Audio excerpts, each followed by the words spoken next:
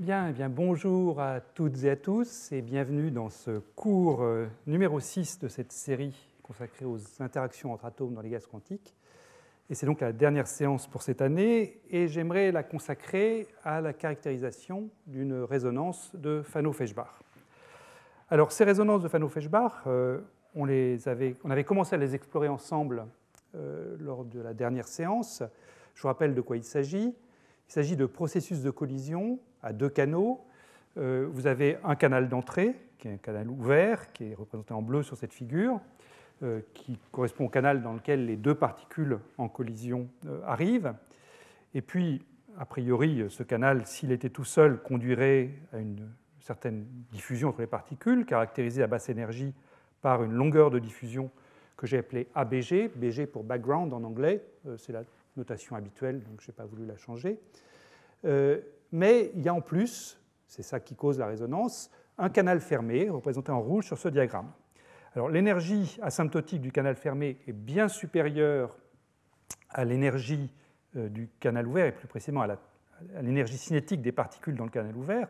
Donc, quand les particules sont très loin l'une de l'autre, le canal fermé ne joue aucun rôle pratique, mais ce canal fermé a un étalier, ou plusieurs étaliers, mais un étalier important ici, que j'ai noté φ0, dont l'énergie est voisine de l'énergie d'entrée des particules.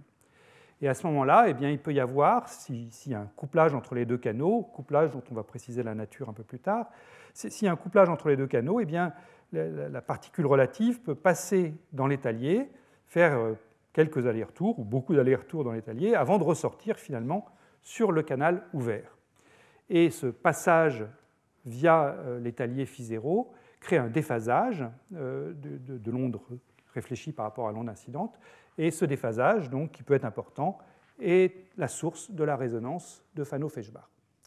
Alors, comme je l'avais expliqué la dernière fois, ces résonances sont vraiment un outil important dans la physique des gaz quantiques parce qu'elles permettent de manipuler à volonté les interactions, et je décrirai aujourd'hui quelques applications. Alors, comment est-ce que ces résonances se manifestent ? Eh bien, c'est ce qui est représenté en bas sur cette diapositive. Donc, si vous tracez la longueur de diffusion petit a ramenée à la longueur de diffusion de fond ABG, eh bien, quand l'énergie de l'état φ0 est loin de l'énergie asymptotique du canal ouvert, eh bien, c'est-à-dire quand vous êtes loin à gauche sur cette figure ou loin à droite ici, eh bien, essentiellement, vous retrouvez la longueur de diffusion A égale la longueur de diffusion de fond, ABG. Mais quand le paramètre de contrôle dont vous disposez, qui peut être par exemple un champ magnétique, fait en sorte que l'énergie de l'état φ0 s'approche de l'énergie asymptotique, et on verra ce que signifie s'approche dans un instant. Mais disons, pour l'instant, on pourrait dire qu'effectivement, quand ça s'approche de l'énergie asymptotique du canal ouvert, eh bien, vous avez cette longue divergence de la longueur de diffusion qui tend d'un côté vers plus l'infini et de l'autre côté vers moins l'infini. Voilà. Alors, on avait, à la fin du cours de la semaine dernière, proposé un modèle simple pour ces résonances qu'on avait simplement esquissé. Donc, on va revenir dessus, mais je vous rappelle les résultats auxquels on est arrivé. Alors, les ingrédients de ce modèle étaient vraiment très basiques. C'était, je pense, la configuration la plus simple à deux canaux à laquelle on puisse songer. C'était un canal d'entrée pour lequel il n'y avait pas d'interaction. Donc, l'hamiltonien dans le canal d'entrée, le canal ouvert, c'est simplement l'hamiltonien cinétique, p carré sur 2m. Donc là, bien évidemment, la longueur de diffusion est nulle, puisqu'il n'y a pas de diffusion. Et puis, dans le canal fermé, donc, on s'était restreint à un seul état, l'état φ0, ici.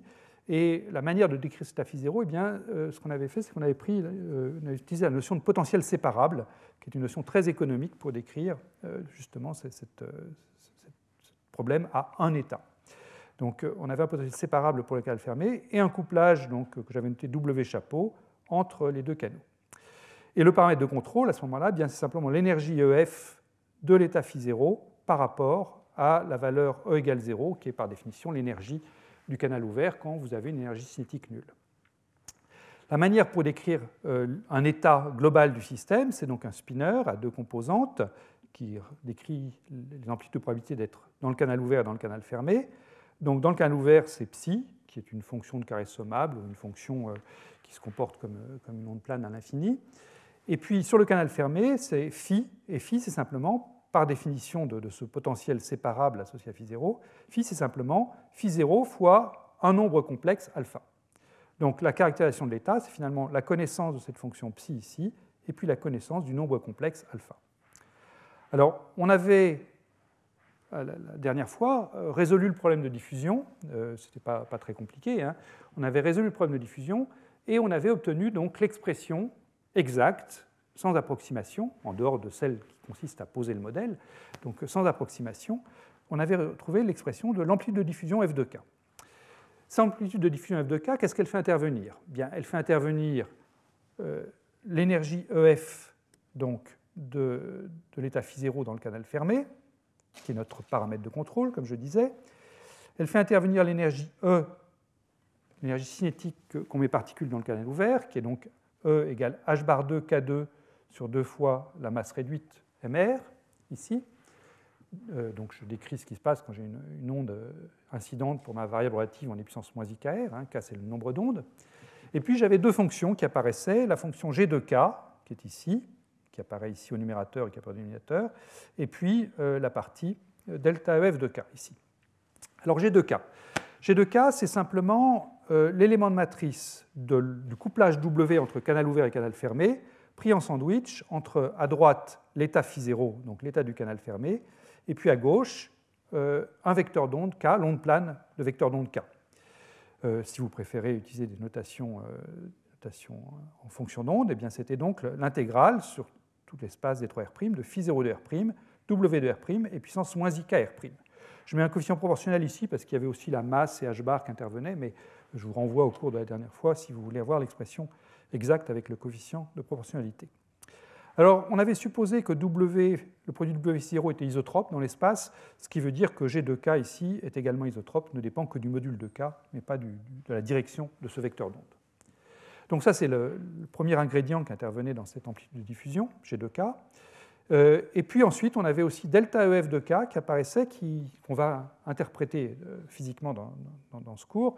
Delta EF de K, ça apparaît donc comme un déplacement d'énergie, si vous voulez, et ça fait intervenir l'intégrale sur tout l'espace des moments de la fonction G, donc G carré de Q dQ ici, avec un préfacteur qui est Q carré sur Q2 moins K2. Alors qu'est-ce qu'on peut dire à propos de cette amplitude de diffusion, qui va être notre tout petit travail aujourd'hui?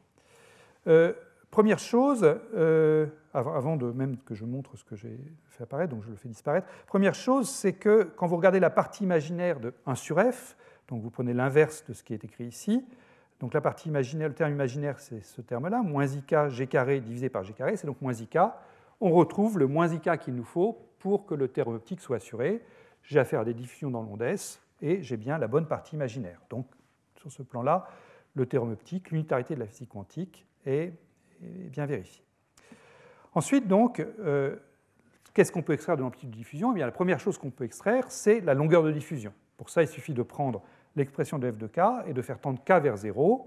Et à ce moment-là, bien, la limite de f de k quand k tend vers 0, c'est moins 1. Donc si je prends la limite de moins f, j'obtiens la longueur de diffusion petit a. Donc quand je prends cette limite k tend vers 0, j'ai g de k qui va tendre à une certaine valeur g de 0, qui va être simplement l'intégrale de w phi 0. Je prends l'exponentielle égale à 1 ici. Le delta EF de k, eh bien, il tend vers quelque chose que je vais appeler grand delta. Ce grand delta, ça consiste simplement à prendre la limite k tend vers 0 de cette fraction ici. Donc évidemment, j'ai Q2 sur Q2 à ce moment-là, donc j'ai 1. Donc c'est simplement l'intégrale sur de 0 à plus l'infini de g carré, un nombre qui est manifestement positif, que ce nombre grand delta. Voilà. Et donc ça nous dit que quand vous prenez cette limite en k tend vers 0, ben, le numérateur tend vers g0 carré. Au dénominateur, je vois apparaître EF moins la limite de delta f de k, c'est-à-dire EF moins delta. Ça, je vais lui donner un nom dans tout le cours. Je vais appeler ça EF tilde. Donc EF tilde, si vous voulez, c'est ce EF renormalisé auquel j'ai soustrait le grand delta. On va voir ce que ça signifie physiquement dans un instant. Et puis tout le reste tend vers 0. Hein. E, c'est k carré, donc quand k tend vers 0, ça tend vers 0. Et puis là, j'ai un ik g carré, donc à cause du k qui est ici, la partie imaginaire tend vers 0 aussi.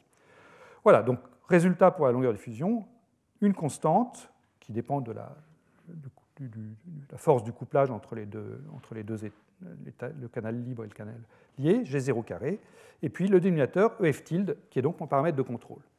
Et j'ai donc ce comportement résonnant pour ma longueur de diffusion, dans ce modèle ultra simple. Le ABG vaut 0, et A diverge quand mon paramètre de contrôle EF tilde tend vers 0. Bien. Alors, qu'est-ce qu'on va faire aujourd'hui? Eh bien, aujourd'hui, on va essayer de mettre un petit peu de chair sur ce modèle qui, pour l'instant, est très dépouillé.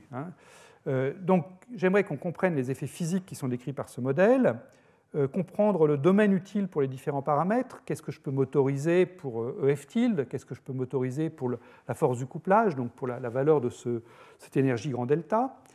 Et ça, définir ces domaines utiles, ça va nous amener à définir la notion de largeur de résonance, et ça va nous permettre de répondre à une question qui est une question que vous vous posez probablement, à savoir, est-ce qu'une résonance bicanale, comme celle-là, a des propriétés similaires à celles de résonance monocanale? Et par résonance monocanale, j'entends les résonances à énergie nulle qu'on avait vues la dernière fois. Je rappelle ce que c'est. Vous avez une résonance monocanale avec un certain coefficient, par exemple C6 sur R6, pour décrire le potentiel à l'infini, le comportement de potentiel à l'infini. Et quand vous variez le coefficient C6, eh bien, vous pouvez faire apparaître un nouvel étalier. Et au moment où le nouvel étalier apparaît, eh bien, on a vu ensemble qu'il y avait une résonance qui se produisait, ce qu'on avait appelé résonance à énergie nulle. Eh bien, est-ce qu'une résonance bicanale, comme celle qu'on vient de voir, a des propriétés similaires à ces résonances à énergie nulle, monocanales, ou est-ce qu'il y a des propriétés spécifiques? Eh bien, on va voir que la réponse à cette question dépend de la largeur qu'on peut assigner à la résonance. Ensuite, je dirai quelques mots sur les techniques pour aller au-delà de ce modèle simple que j'ai présenté ici. Et puis, je terminerai par quelques expériences récentes sur ces résonances de Fano-Feshbach. Donc, je commence par cette modélisation de la résonance, essayer donc d'essayer de mettre un peu de physique sur ce modèle qu'on a vu jusqu'à maintenant. Et la première chose que je voudrais faire, c'est revenir sur ce déplacement delta. Le déplacement delta, donc j'ai dit que ça faisait une renormalisation de l'énergie EF, puisque ce qu'on a vu effectivement, c'est que la longueur de diffusion ne divergeait pas quand EF, c'est-à-dire quand l'étalier nu, si je puis dire, était à résonance avec le canal d'entrée, mais c'était la divergence de la longueur de diffusion, la résonance, se produit quand EF tilde égale 0. Donc quand EF moins delta égale 0. Où delta, je vous rappelle, est écrit ici, c'est simplement l'intégrale sur tous les moments de G carré de Q. Alors qu'est-ce que c'est que ce delta? Eh bien, ce delta, c'est simplement le déplacement qu'on peut trouver pour l'étalier quand on prend en compte son couplage avec tout le continuum formé par les états d'impulsion bien déterminés du canal libre. Alors, comme un dessin vaut mieux que beaucoup de discours, voilà à quoi on fait face. Vous avez ici en bleu les états du canal ouvert. Donc, chaque trait ici correspond, disons, à une onde plane particulière que je repère par l'indice Q. Donc, c'est des états qui ont une énergie h bar 2 Q2 sur 2m.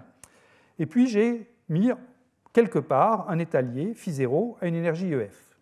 Cet étalier va se coupler, via le couplage W, à chacune des ondes planes qui composent donc, les états propres du canal ouvert, par le couplage W ici. Alors, si je fais une théorie des perturbations, si je me demande qu'est-ce qui arrive à l'état de phi0.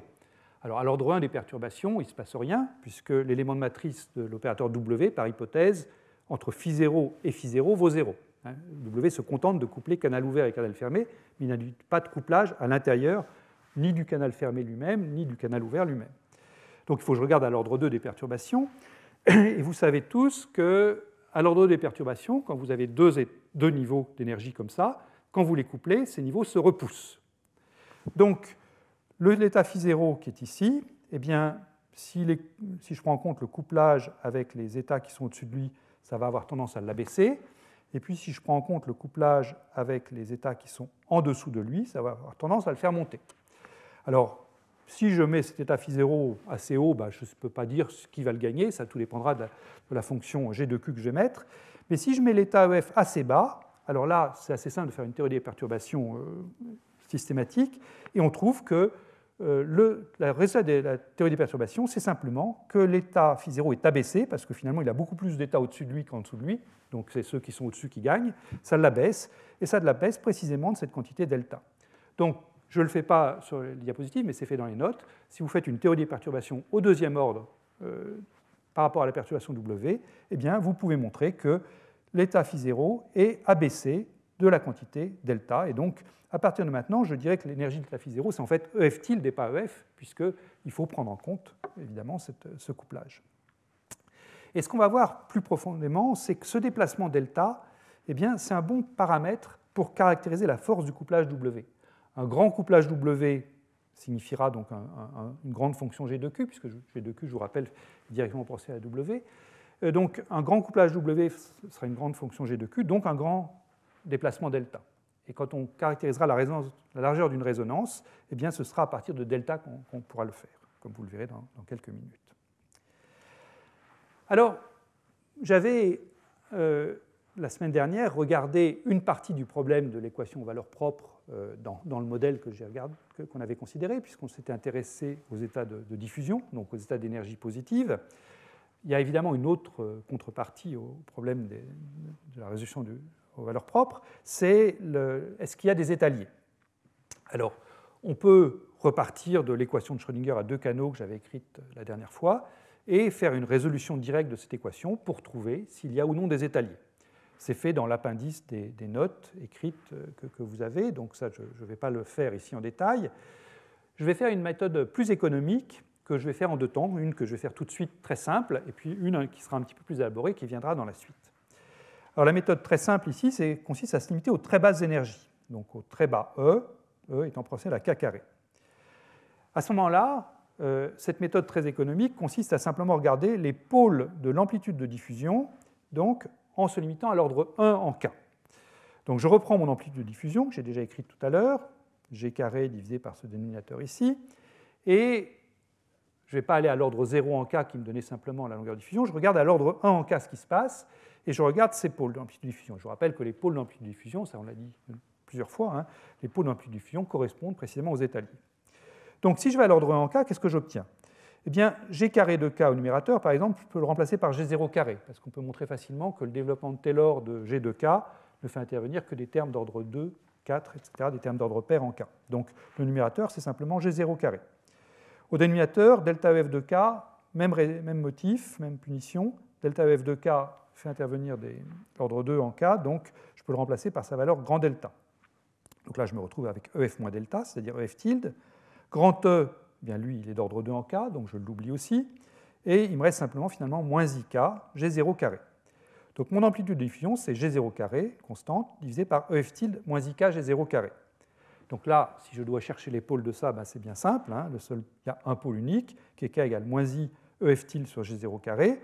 Mais si vous vous rappelez de la valeur qu'on avait trouvée pour ce cas ici, pour petit a c'était précisément G0 carré sur F tilde. Donc K est égal à I sur A. Donc E puissance I KR sur R, l'onde plane divergente qui est en facteur de F de K, devient E puissance moins R sur A divisé par R.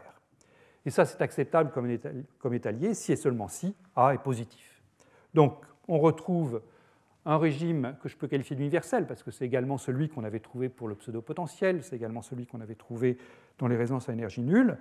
J'ai un état lié si et seulement si la longueur de diffusion A est positive, et l'énergie de cet état lié, donc H bar 2 K2 sur 2mR, c'est égal à moins H bar 2 sur 2m R A carré.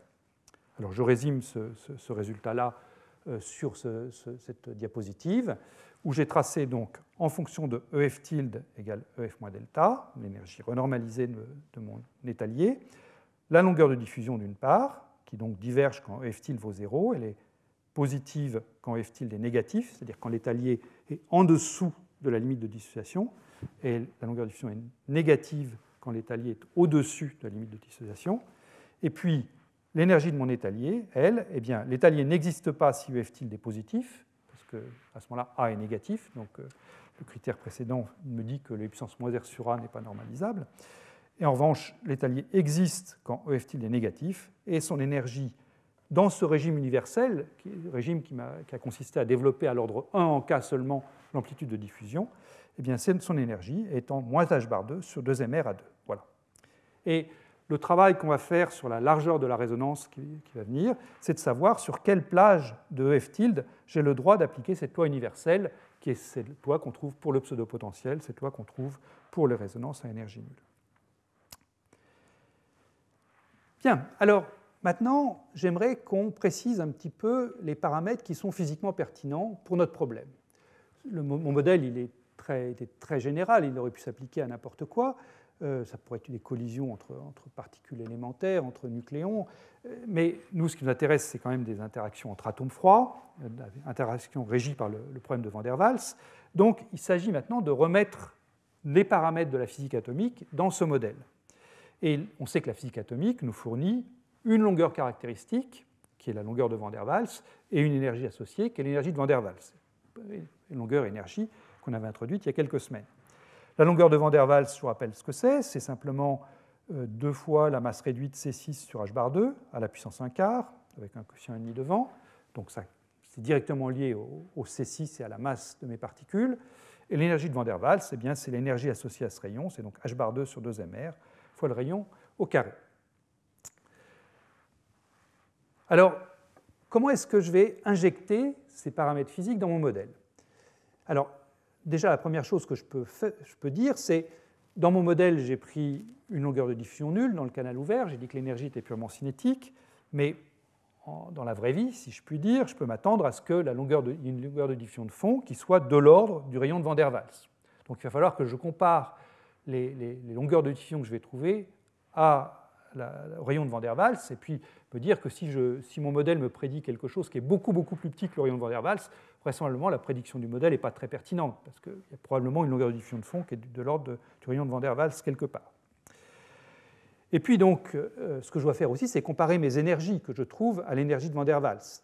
Donc, l'énergie de Van der Waals, qui est écrite ici, va me servir à mesurer les 2 paramètres importants énergétiques qu'on vient de voir apparaître, c'est-à-dire le déplacement delta. Donc, on va regarder delta sur EW, c'est en fait ça que je vais appeler la force du couplage, ce nombre sans dimension delta sur E Van der Waals, et puis l'écart à résonance, qui est donc l'énergie renormalisée de mon état lié EF tilde, eh bien, elle aussi, je vais la mesurer en unité de E Van der Waals. Alors, une remarque avant de continuer, c'est l'ordre de grandeur de delta. Delta, donc, je l'ai dit, c'est ce déplacement de l'énergie de l'état lié au deuxième ordre de la théorie des perturbations. Je vous ai réécrit son expression ici, c'est l'intégrale de g carré de q dq sur tout l'espace des moments. G de q, je vous ai aussi rappelé son expression, c'est donc la transformée de Fourier de la fonction w phi 0. Alors, cette intégrale de g carré de q dq, g carré, donc c'est une fonction qui vaut g0 carré en q égale 0, et puis qui doit décroître quand q augmente et devient très très grand. Donc, je peux l'écrire g0 carré fois donc la valeur en 0 fois une certaine largeur q bar. Et qu'est-ce que je peux prendre pour q bar, pour la largeur de cette fonction g de q? Bien, comme g de q, c'est elle-même la transformée de Fourier d'une fonction phi 0 et puis d'un couplage w qui vont dépendre dans le problème de la physique atomique, qui vont dépendre du rayon de Van der Waals, eh bien, je peux estimer que q bar est d'ordre 1 sur le rayon de Van der Waals. Il peut y avoir un facteur numérique de l'ordre de quelques unités, mais l'ordre de grandeur de delta, ce sera g0 carré sur le rayon de Van der Waals. Alors, dans ce qui va suivre ici, je vais mettre un coefficient 1, mais ce serait très facile de mettre un coefficient petit epsilon et puis garder le petit epsilon jusqu'au bout, si vous préférez. Bien, alors, ceci étant dit, à quoi j'ai droit donc comme domaine utile pour ces paramètres? Donc, delta, je vous rappelle, ça me caractérise le déplacement de l'état phi 0 du fait du couplage avec le continuum formé par les états du canal ouvert. Dans mon modèle, j'ai supposé que j'avais une résonance avec un et un seul état qui était état phi 0. J'avais négligé tous les autres états qu'il pourrait y avoir dans le canal fermé. Pour que ça se soit légitime, il faut que le déplacement delta de mon état lié ne soit pas de l'ordre de la distance entre les différents états liés. Si le déplacement delta commence à me prendre l'état phi 0 et à le mettre au milieu d'un autre état phi 1 et phi 2 et phi 3, mon modèle à un canal va sûrement se casser la figure. Il faudra que je prenne aussi les états phi 1, phi 2, phi 3 qui pourront être déplacés d'une autre quantité. Donc, une contrainte légitime, vous allez voir qu'elle n'est pas bien méchante, mais une contrainte légitime à mettre sur delta, c'est de dire que delta ne doit pas dépasser l'écart entre les différents états liés dans le problème de Van der Waals. Et ça, c'est quelque chose qu'on a regardé ensemble, c'était, je crois, il y a 2 semaines, et je vous avais montré ce diagramme-là, qui était en fonction d'un paramètre, a priori quelconque, du problème de Van der Waals. Si je prends un Van der Waals tronqué, ça pourrait être la position du cœur dur, par exemple. On avait tracé l'énergie de ces états liés dans le problème de Van der Waals. Plus précisément, là, on avait tracé l'énergie de l'état lié J divisé par cette énergie de Van der Waals que je viens de vous rappeler, à la puissance 1 tiers, pour avoir quelque chose qui était relativement compact. Et ce qu'on avait vu, c'est que eh bien, quand le dernier étalier disparaît parce que je suis en train d'augmenter la position de mon cœur dur, eh bien, la distance entre 0, ici, la position du dernier étalier qui est en train de disparaître, et puis l'avant-dernier étalier, c'était 40 fois l'énergie de Van der Waals. Puis l'autre état, ici, c'est 200 fois l'énergie de Van der Waals. Donc, on va se mettre comme critère, qui est un critère à la louche, hein, mais qui est pas mal, on va dire que delta sur Van der Waals ne doit pas dépasser la centaine. Si je le prends égal à plusieurs milliers, il est clair que là, je serai en train de regarder un état qui sera tellement déplacé, qui sera noyé dans cette forêt ici, et je ne serai pas capable de l'identifier clairement. Donc, on peut se donner comme critère ce critère-là.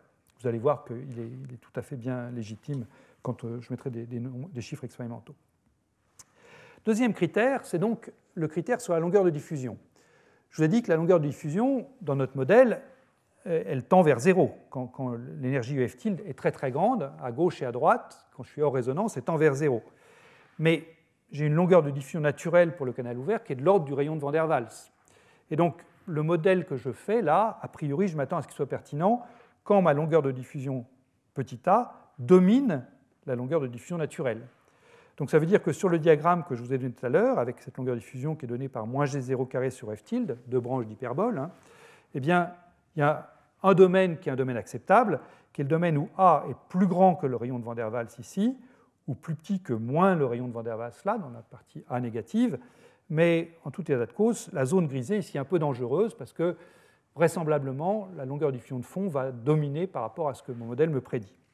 Donc, vis-à-vis du paramètre F tilde, j'ai une zone acceptable ici qui correspond à A plus grand que donc, rayon de Van der Waals ou plus petit que moins le rayon. Alors, qu'est-ce que ça signifie ça sur F tilde? C'est tout simple. Hein.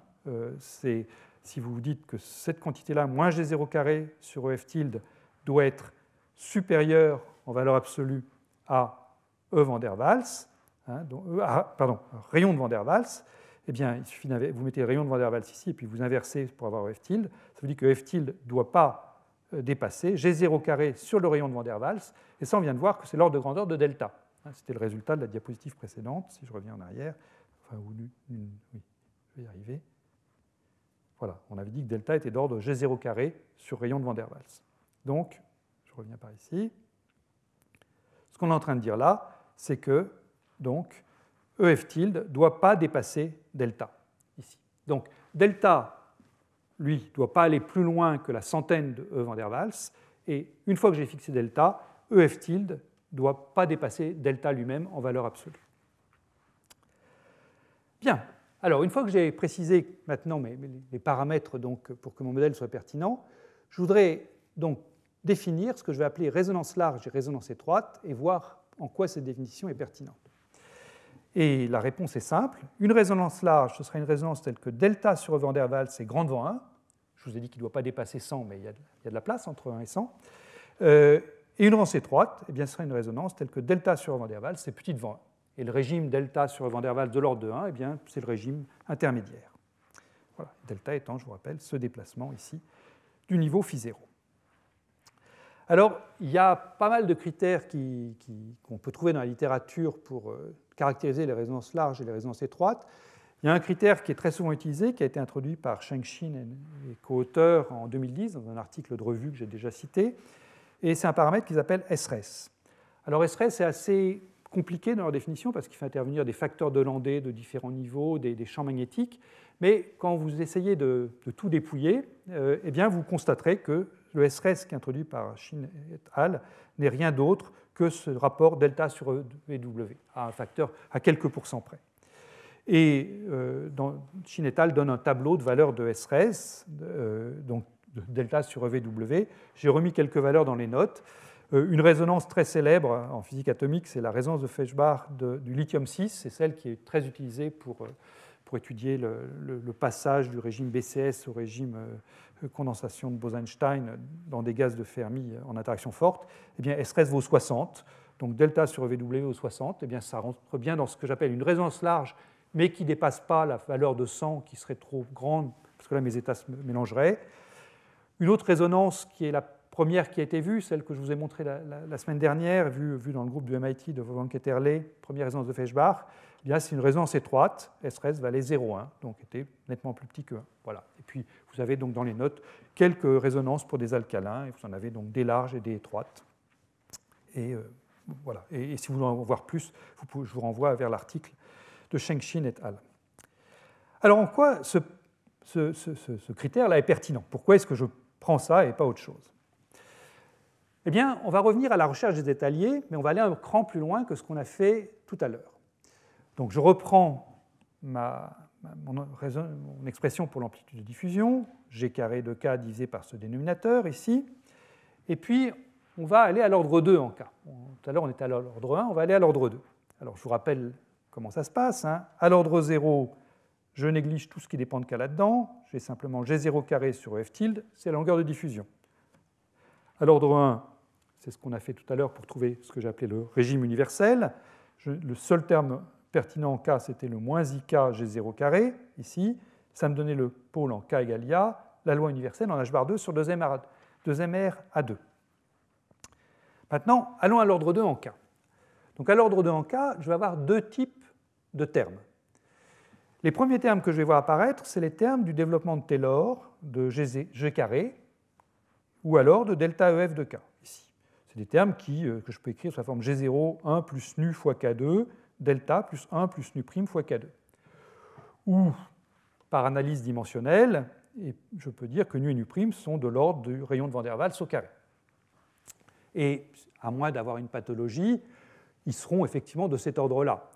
C'est donc des corrections, ça, qui sont des mêmes corrections que vous auriez dans une résonance monocanale quand vous prenez en compte la portée effective.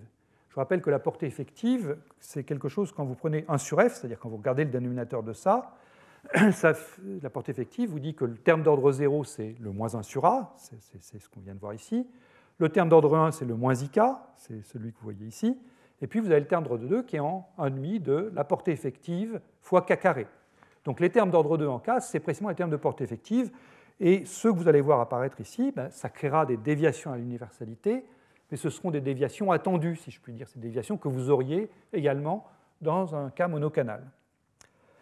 Deuxième source de termes d'ordre 2 en K, eh bien, c'est l'énergie E elle-même ici, que je vois apparaître, et qui elle est spécifique d'une résonance bicanale. Je vois apparaître l'énergie E, qui est d'ordre 2 en K. Ça, c'est parce que j'ai mon modèle de deux états qui se mettent en résonance l'un avec l'autre.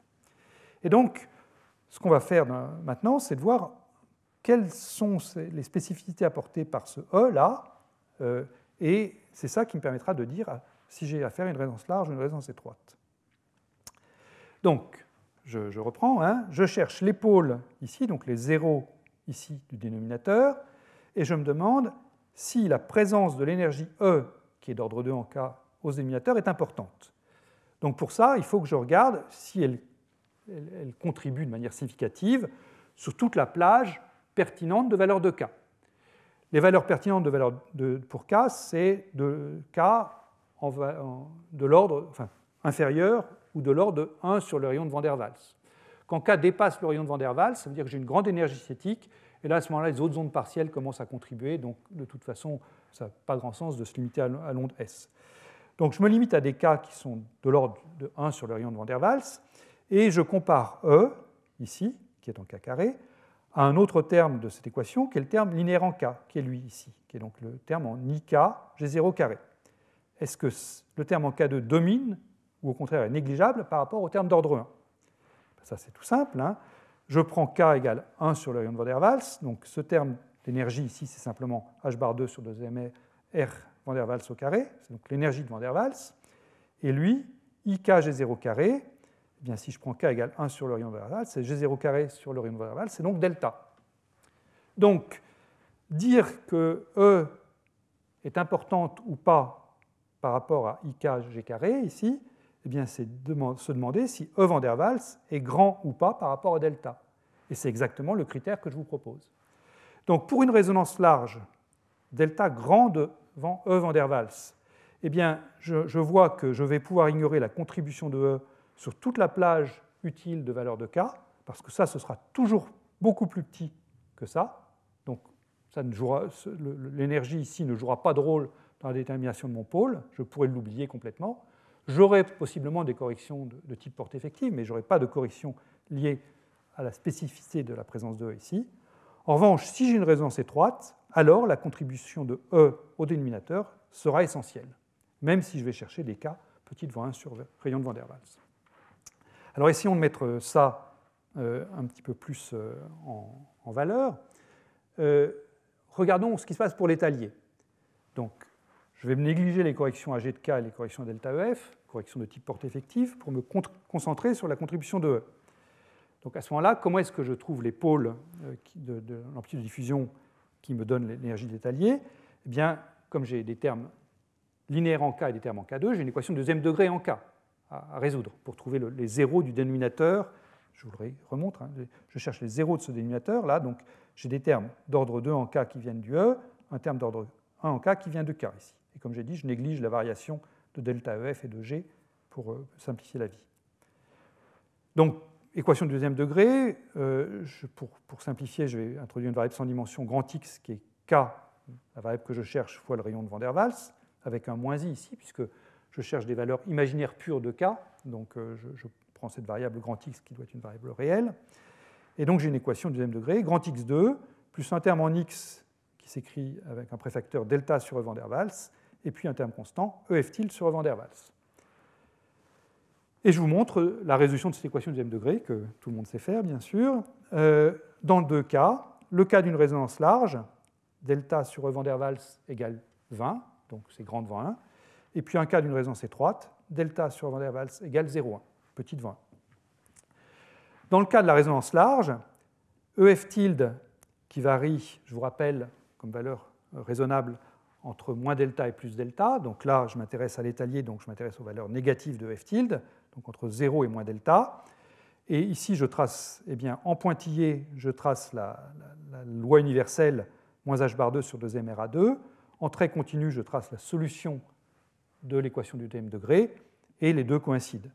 Donc là, sur toute la plage accessible des valeurs de delta, c'est-à-dire jusqu'à ce que ma longueur de diffusion devienne de l'ordre du rayon de Van der Waals, la loi universelle s'applique.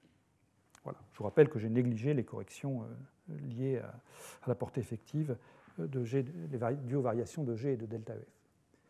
Si au contraire je prends ma résonance étroite, donc delta sur E Van der Waals égale 1/10 seulement, eh bien j'ai mis ici en pointillé la prédiction universelle, cette variation parabolique, là, h bar 2 sur 2m RA2, ici, mais on voit que cette prédiction universelle n'est valable qu'au voisinage immédiat de la résonance, c'est-à-dire pour les valeurs de F tilde très très légèrement négatives. Mais dès que F tilde s'écarte un petit peu de la résonance, à ce moment-là, ce qui va se passer, c'est qu'on va dévier de cette loi universelle et on va avoir une loi qui est en fait une loi linéaire. On va trouver que l'énergie de l'état lié, c'est à peu près la valeur de F. J'aurais mis, il me manque un tilde là, je vois. Hop, c'est l'avantage de l'iPad, c'est qu'on peut rajouter un tilde facilement. Voilà. On voit ici donc que l'énergie de l'état lié est simplement linéaire en EF tilde, c'est-à-dire que ce terme-ci ne joue pas de rôle, et x2, c'est-à-dire l'énergie, est simplement égal à moins EF tilde. C'est donc, vous oubliez ce terme-ci ici, et vous avez cette loi-là. Donc, en gros, ce que c'est en train de nous dire, ça, c'est que dès que vous sortez du régime universel, qui est au voisinage immédiat de la résonance, eh bien, en fait, l'état lié qui apparaît, c'est essentiellement l'état phi0 lui-même, hein, puisque l'énergie qu'on voit apparaître ici, c'est l'énergie de cet état lié. Et je vais préciser ça dans un instant. Bien, donc, regardons ça pour préciser justement que cette énergie pour expliquer pourquoi l'énergie de l'état lié est l'énergie de l'état EF. On va regarder la population du canal fermé pour l'état lié. Donc, je reviens à mon expression de mon système, qui est donc ce spinner, psi sur le canal ouvert, alpha phi0 sur le canal fermé. Et la population du canal fermé, c'est donc πf sur pi ouvert plus pi fermé. Ça va être module de alpha carré au numérateur, divisé par la somme des deux populations, la norme au carré de psi, plus alpha carré. Alors, je ne vais pas faire le calcul, mais vous avez tous les éléments dans les notes pour calculer ces deux quantités. Et ce que vous trouvez, c'est que quand vous prenez une résonance large, c'est le trait bleu ici, la population du canal fermé reste négligeable par rapport à la population du canal ouvert, ici, sur toute la plage accessible des valeurs de F tilde, de 0 jusqu'à delta. Alors que si vous prenez une résonance étroite, eh bien, dès que vous vous éloignez du voisinage immédiat de la résonance, le canal fermé prend le pas sur le canal ouvert, la population devient supérieure à 0,5, et c'est donc l'état lié que je trouve en trouvant le pôle de mon amplitude de diffusion, celui qui avait une énergie de l'ordre de moins EF tilde, eh bien, je le comprends bien, c'est en fait la population est essentiellement concentrée sur l'état phi 0, sur l'état du canal fermé. Donc l'état lié, c'est l'état du canal fermé. Voilà. Alors là, on s'est intéressé aux états liés. Qu'est-ce qu'il en est des résonances? Donc là, maintenant, je vous propose de passer dans le régime A positif, c'est-à-dire que je vais mettre EF tilde ici, la position de mon état lié renormalisé, je le mets dans la partie au-dessus du bas du continuum du canal ouvert, et je regarde ma section efficace. Comment varie ma section efficace sigma de E en fonction de l'énergie E des particules incidentes. Donc je vous rappelle que la section efficace, si vous avez affaire à des bosons polarisés dans l'onde S, c'est simplement 8π fois le module carré de l'amplitude de diffusion. Si vos particules sont discernables, ce n'est pas 8π qu'il faut mettre, mais c'est simplement 4π. Bon, ça, on l'avait vu ensemble. Alors, l'amplitude de diffusion, donc, quand je vais prendre son module carré, qu'est-ce que je vais trouver? Bien, le numérateur G0 carré va devenir G04, et puis le dénominateur, ici, donc si je me contente de regarder les termes d'ordre 2, et donc je néglige encore une fois les variations de G de K et puis de delta EF de K pour simplifier. Donc j'ai simplement ici EF moins E, qui est la partie réelle, moins IK G0 carré, qui est la partie imaginaire. Donc quand je prends le module carré de ça, j'ai le EF moins E au carré qui sort. Puis ici, je vais avoir du K2 G04, et K2, ben, c'est l'énergie, en fait. Donc vous avez E fois un facteur G04 avec les bons coefficients en masse et en H bar. Quand vous regardez le comportement d'une section efficace sigma de E, maintenant, pour une résonance large, delta égale 20 fois l'énergie de Van der Waals, ou pour une résonance étroite, delta égale 0,5 fois l'énergie de Van der Waals, voilà ce que vous trouvez. Alors là, dans les deux cas, j'ai pris une énergie EF tilde, ici, donc l'énergie de mon canal ouvert, de mon canal fermé après renormalisation, égale à 0,5 fois l'énergie de Van der Waals. J'ai pris la même valeur dans les deux cas. Et bien, quand je balaye l'énergie de mes particules incidentes, maintenant, je trouve, dans le cas d'une résonance large, quelque chose qui rappelle une résonance à énergie nulle. Je ne sais pas si vous vous souvenez de ce que je vous montrais la dernière fois, la résonance à énergie nulle pour le césium, par exemple, où j'avais montré cette section efficace qui divergeait comme 1 sur K2 ou comme 1 sur la température. Et bien là, c'est exactement ça, c'est une divergence en 1 sur E qui est là. En gros, je peux négliger ce terme-ci, et c'est la divergence en 1 sur E qui est ici, qui apparaît. Voilà, vous avez cette divergence ici, puis qui finit par s'arrêter, parce que la longueur de diffusion, dans ce cas-là, n'est pas rigoureusement infinie. Donc ça, c'est le cas d'une résonance large. Donc là encore, pour une résonance large, pas de différence notable par rapport au cas monocanal.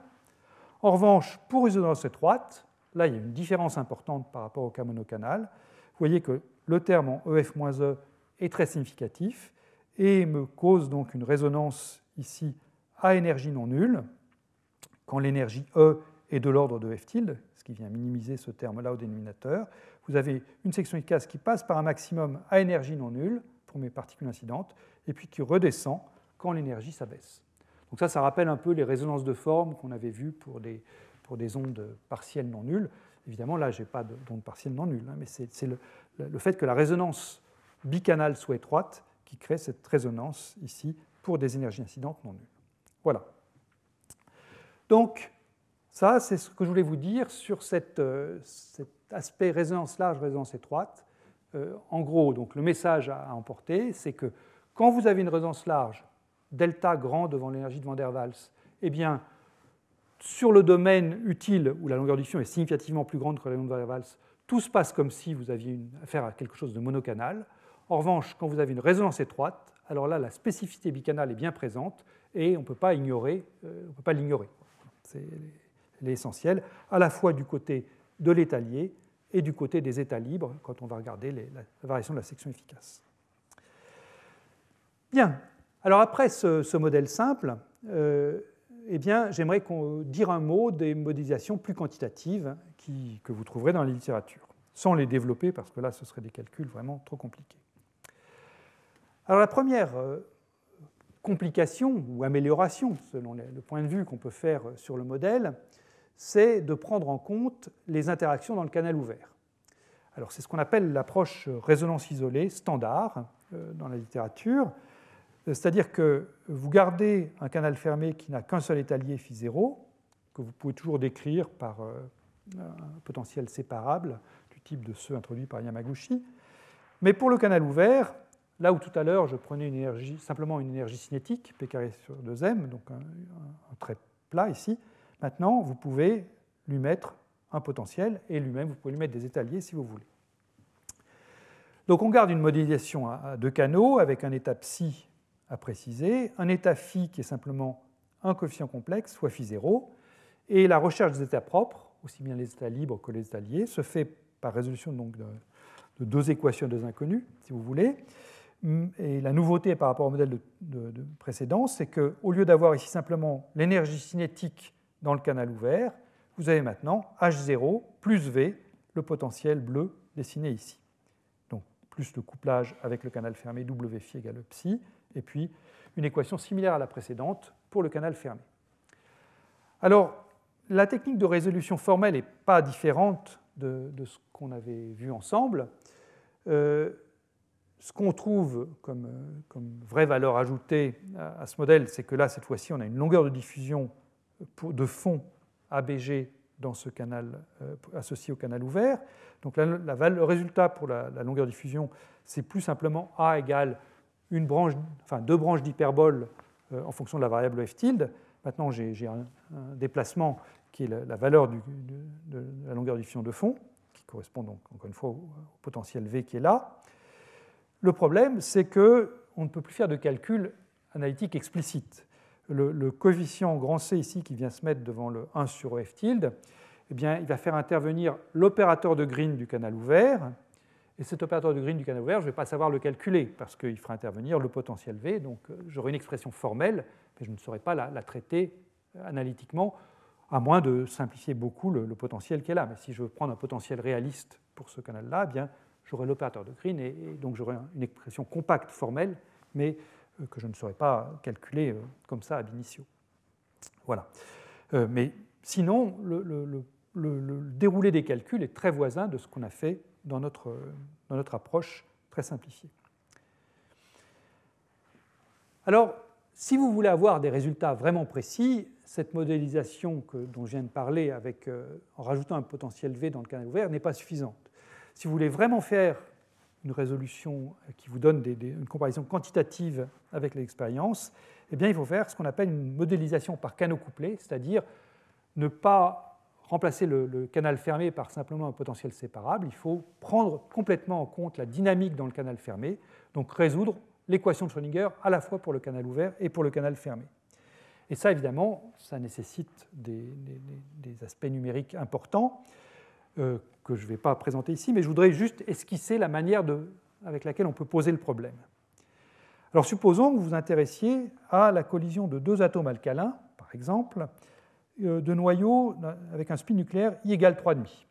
Alors, c'est un cas qu'on rencontre souvent dans la nature.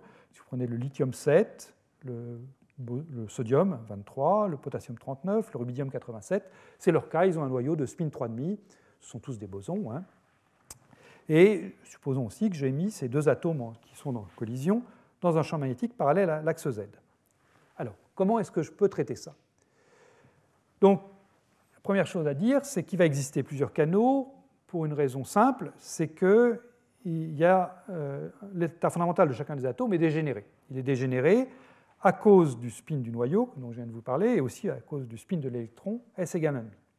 Et plus précisément, il y a un couplage qui se produit entre le spin électronique et le spin du noyau, c'est le couplage hyperfin, ce qui fait que l'état fondamental en fait, est clivé en deux sous-niveaux.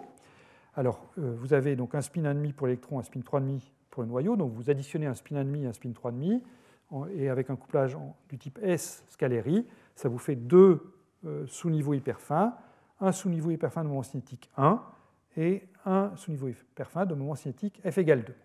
Vous vérifiez que vous êtes parti de 2 fois 4 états, 8, et vous arrivez à 3 plus 5 états, 8, c'est bien, on n'a rien perdu en chemin. Et la structure hyperfine ici dépend de l'atome alcalin que vous prendrez. Disons que c'est de l'ordre du gigahertz, légèrement inférieur ou de quelques gigahertz. Voilà. Bien. Alors, supposons que, pour fixer les idées, on fasse une collision où chaque atome est préparé dans l'état F égale 1, M égale moins 1. Donc, je croyais que j'aurais des points qui apparaîtraient, mais ils n'apparaissent pas. Donc, je suppose que j'ai une collision entre deux atomes préparés dans cet état-là. Qu'est-ce qui va se passer?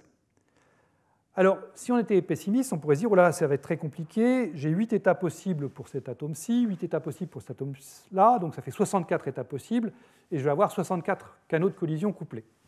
Alors déjà, là, le 64 est vraiment surestimé, parce qu'il faut quand même prendre en compte que j'ai affaire à des bosons, donc il faut que je symétrise les fonctions d'onde.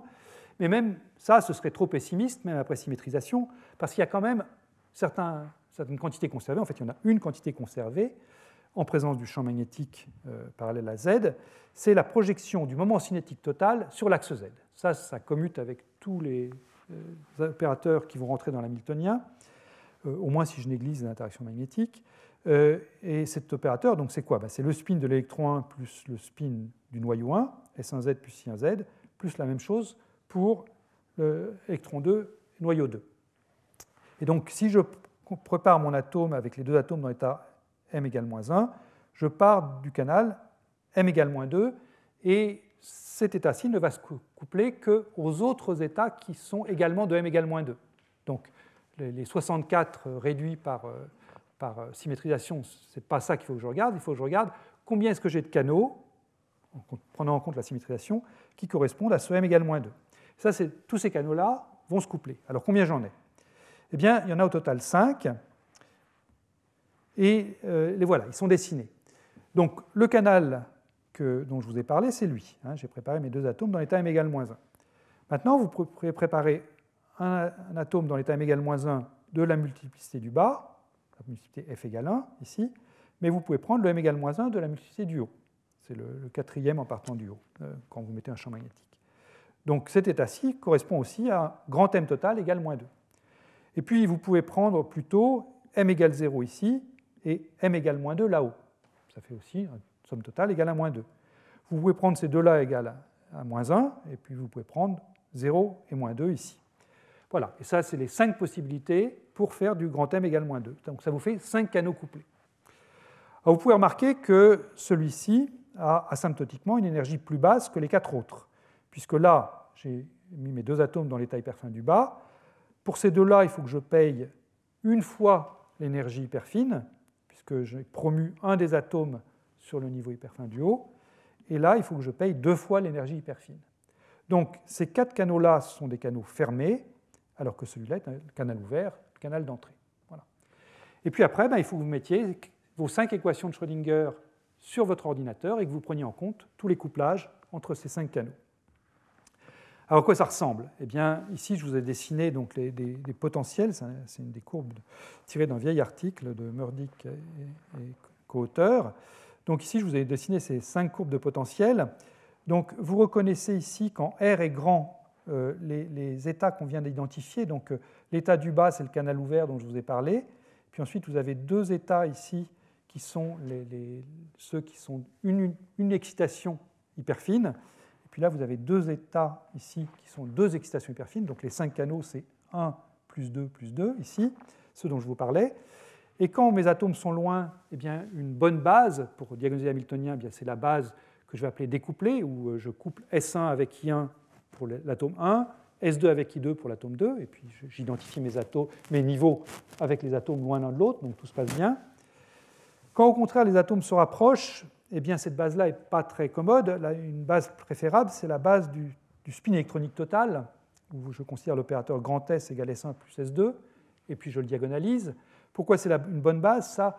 Eh bien, parce qu'on avait vu ensemble, dès les premiers cours, que quand vous avez affaire à une collision entre 2 atomes avec un électron célibataire, eh bien, vous aviez des potentiels singulets et triplets.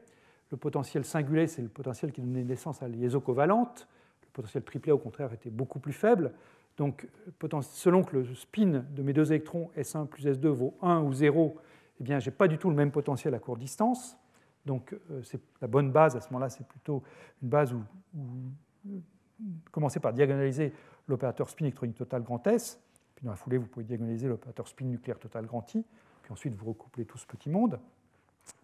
Et donc, le couplage W que vous allez avoir dans vos 5 équations de Schrödinger dépendra de la base que vous privilégiez. Si vous privilégiez la base découplée ici, eh bien, tout se passera bien à longue distance, mais après vous aurez un couplage fort à courte distance parce que vous aurez les états singulets et triplets qui vont se mélanger si vous avez choisi la base découplée. Au contraire, vous pouvez privilégier la base couplée. À ce moment-là, vous aurez à longue distance un couplage W important entre vos différents niveaux. Et puis, on peut choisir une base qu'on peut qualifier d'adiabatique, c'est-à-dire diagonaliser en tout point l'hamiltonien. C'est ce que privilégie dans un article récent Pascal Nédon et Ludovic Prikoupenko. Vous pouvez diagonaliser en tout point l'hamiltonien. Alors à ce moment-là, votre base a l'air très bien, mais ce qu'il faut prendre en compte à ce moment-là, c'est le fait que les états propres dépendent de R, donc il y a un couplage motionnel qui va apparaître, et dans le couplage W, finalement, ce sera ces potentiels géométriques dont j'ai déjà eu l'occasion de parler, c'est que quand vous avez un suivi adiabatique et que les états dépendent les états propres de l'hamiltonien que vous considérez dépendent de la position, eh bien vous avez des termes qui apparaissent dans l'hamiltonien qui font intervenir le gradient de ces états propres. Donc, de toute façon, il n'y a pas de solution idéale, il y a toujours un opérateur W qui couple les différents états, et c'est tout le savoir-faire des physiciens atomistes de savoir privilégier une base par rapport à l'autre pour résoudre le problème. Voilà, donc je ne vais pas en dire plus là-dessus, mais vous voyez que le problème devient vite complexe. Alors ce couplage W, puisque j'en parle, jusqu'à maintenant je l'ai considéré comme étant imposé par la nature. Là je viens de vous dire, ça peut être un couplage hyperfin, ça peut être un couplage singulier triplé sur la base que je favorise. Mais ça peut aussi être un couplage W que je me donne en tant qu'expérimentateur au laboratoire, que je maîtrise. Ce couplage W peut être un couplage, par exemple, par un laser. Je peux prendre des canaux qui, a priori, ne sont pas couplés entre eux, et puis venir les coupler à la main en rajoutant une excitation extérieure. Alors ça a été proposé il y a longtemps par Feditchev, et ça a été implémenté dans le groupe de Rudi Grimm et Johannes Enkernetschlag à Innsbruck. La version la plus simple est représentée sur le diagramme de gauche, ici. Vous avez un canal d'entrée ouvert qui correspond à une collision entre deux atomes dans leur état électronique fondamental. C'est ce qu'on a toujours considéré dans ce cours. Et puis vous pouvez simplement, avec une excitation à un photon, porter les atomes en train de collisionner vers un étalier d'un canal fermé, donc, correspondant à un atome dans l'état électronique fondamental et un atome dans l'état électronique excité. Donc ça, c'est évidemment possible. On sait exciter des atomes avec des faisceaux laser. Et donc, faisant ça, eh bien, vous avez une résonance de Feshbach qui va se produire. On est exactement dans le cadre du modèle que j'ai présenté tout à l'heure.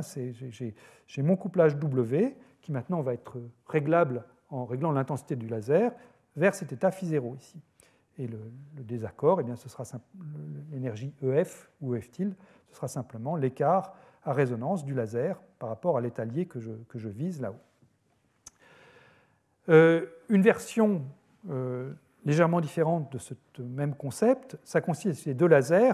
Un premier laser qui nous emmène proche de cet état excité ici, et puis un deuxième laser qui nous ramène dans l'état fondamental, mais maintenant dans l'état fondamental d'un dimère lié, c'est l'état phi0 que j'ai dessiné ici. Donc ça, c'est une transition à deux photons plutôt qu'un photon, c'est donc un couplage Raman qui couple état libre dans le canal GG à un état lié, toujours du canal GG. Alors, ça a l'air très bien sur le papier. Le problème, c'est que dans les deux cas, il y a de l'émission spontanée qui peut se produire, parce que vous éclairez des atomes avec de la lumière. Et au moins dans les expériences qui ont été faites à Innsbruck, ces expériences qui ont été faites dans les années 2005-2006, au moins dans ces expériences-là, il y avait un chauffage non négligeable qui était lié au fait qu'il y avait un recul aléatoire des atomes à chaque fois qu'ils absorbaient ou qu'ils émettaient un photon. Et ce chauffage, en pratique, il a rendu ces résonances de Fano-Feshbach optiques pas très utiles parce que l'échantillon disparaissait trop vite à cause de ce chauffage. Donc peut-être que ce serait bien de revoir ça, peut-être en cherchant d'autres transitions atomiques plus favorables. Dans tout état de cause, les résonances de Feshbach optiques n'ont pas été très utiles jusqu'à maintenant à cause de ce chauffage. Alors, on peut se dire, on pourrait éliminer le chauffage en travaillant uniquement dans l'état fondamental, et c'est en fait ce qu'on a proposé il y a une dizaine d'années avec David Papoular et Jora Chatnikov, et il y a eu d'autres propositions par Kaufman et Cherboul et co-auteurs dans les mêmes années, qui consistent à donc ne pas utiliser de laser pour coupler le canal ouvert au canal fermé, mais utiliser une micro-onde, une radiofréquence. Donc là, j'ai résumé ce qui se passe. Vous avez le canal d'entrée ouvert qui correspond à 2 atomes dans l'état fondamental électronique, le canal fermé qui correspond lui aussi à 2 atomes dans l'état fondamental électronique, donc pas de passage par des états excités qui pourraient se désexciter, et vous couplez par une micro-onde donc le canal d'entrée ouvert à un état lié φ0 du canal fermé, ici. Pas d'émission spontanée, donc ça c'est bien. Il y a une contrepartie à ça, c'est la suivante, c'est que la longueur d'onde de la micro-onde est très très très grande, il y a beaucoup d'ordre de grandeur, par rapport au rayon de Van der Waals. Le rayon de Van der Waals, c'est le nanomètre, une longueur d'onde d'une micro-onde, ça va être le centimètre, voire le mètre ou la dizaine de mètres si vous prenez une radiofréquence. Ça veut dire ça que l'opérateur de couplage W, il est complètement indépendant de petit r. Dans les intégrales que vous voyez apparaître, vous avez la fonction d'onde φ0 de r, puis l'opérateur W de r. W de r qui varie à l'échelle du centimètre, je peux oublier sa variation, et je peux donc le sortir de l'intégrale, et je me retrouve simplement avec l'intégrale donc, qui fait intervenir φ0, et puis une fonction d'onde psi ouvert du canal ouvert. C'est ça qui va me donner le coefficient G0 que je voyais apparaître tout à l'heure, qui me caractérisait le couplage. Alors φ0, c'est un état propre du canal fermé, psi-k ouvert, c'est un état propre du canal ouvert. Donc je dois prendre le produit scalaire de l'état φ0 qui est un état propre d'un Hamiltonien, et psi-k ouvert qui est un état propre d'un autre Hamiltonien, a priori, puisqu'il y en a un qui est le canal ouvert, l'autre qui est le canal fermé. Mais il ne faut pas que ces Hamiltoniens soient trop proches l'un de l'autre, parce que si vous prenez, au pire, le même Hamiltonien pour le canal ouvert et le canal fermé, simplement décalé d'une certaine énergie, tous les états propres sont orthogonaux. Donc là, je vais trouver 0. Donc il faut que les Hamiltoniens du canal d'entrée ouvert et du canal fermé soient notablement différents. En pratique, ça veut dire quoi? Si on veut qu'ils soient notablement différents, ça veut dire que, par exemple, la longueur de diffusion singulet et la longueur de diffusion triplet soient notablement différentes l'une de l'autre, et que ces deux canaux soient contaminés de manière différente par le canal triplet et le canal singulet. À ce moment-là, je peux espérer avoir ici un produit scalaire significatif entre ces deux fonctions et avoir, comme ça, donc, une résonance assistée par une micro-onde ou une radiofréquence tout à fait appréciable. Voilà. Bien. Eh bien, ça termine ce que je voulais vous dire sur les modélisations. Donc, comme vous l'avez vu, ça peut devenir vite compliqué. Et je voudrais donc terminer par un dernier paragraphe qui porte sur quelques expériences récentes. Et il y en aura 3, des expériences que je souhaiterais décrire. La première, c'est vous montrer à quel point on peut faire des choses précises, et à la fois au niveau expérimental et au niveau modélisation.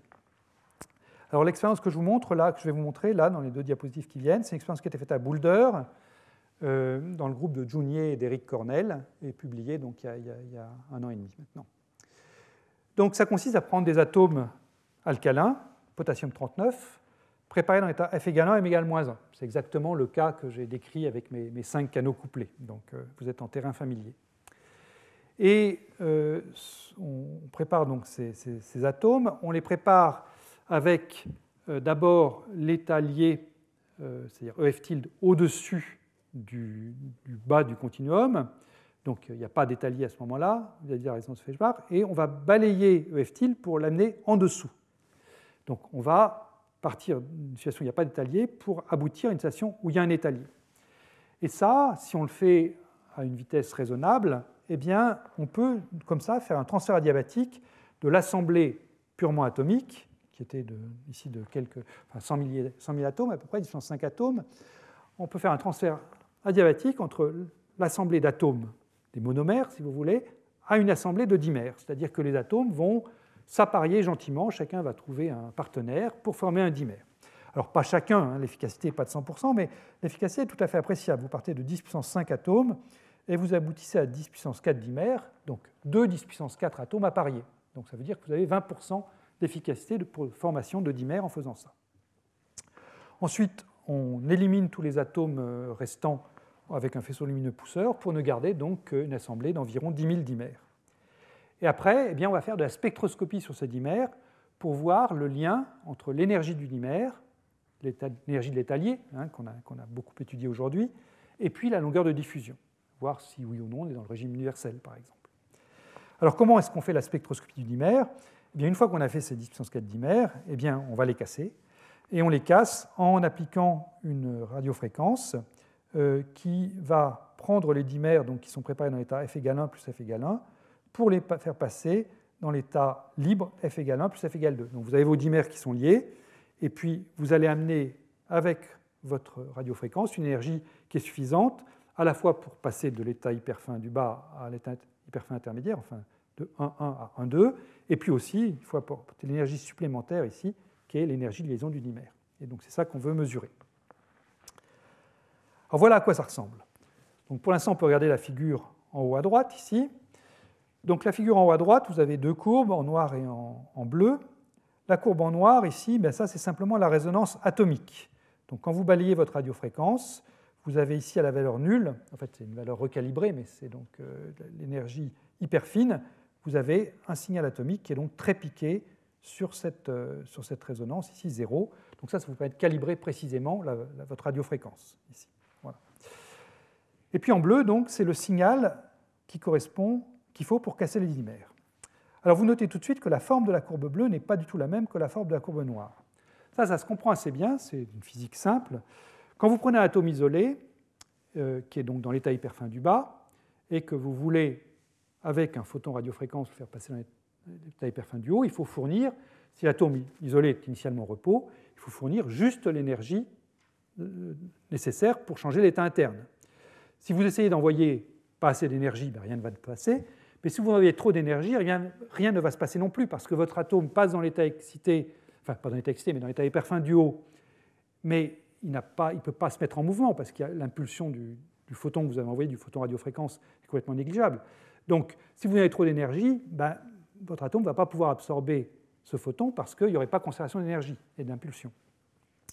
En revanche, si vous avez un dimère, vous n'êtes pas face à ce problème, parce que vous avez votre dimère qui est là, vous envoyez votre photon, donc vous promouvez un des deux atomes dans l'état hyperfin du haut, vous cassez le dimère, et les dimères peuvent s'éloigner comme ça.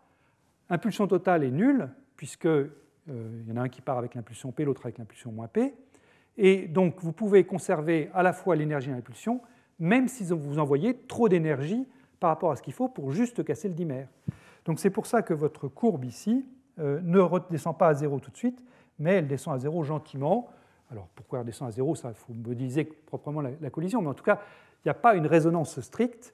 Ce qui est important, c'est la valeur où ça démarre ici. La valeur où ça démarre, ça c'est l'énergie qu'il faut pour juste fabriquer les deux atomes, le dimère cassé, mais avec les atomes qui ont à peine l'énergie pour s'éloigner l'un de l'autre. Et puis après, ben, ils s'éloignent de plus en plus vite quand vous envoyez plus d'énergie.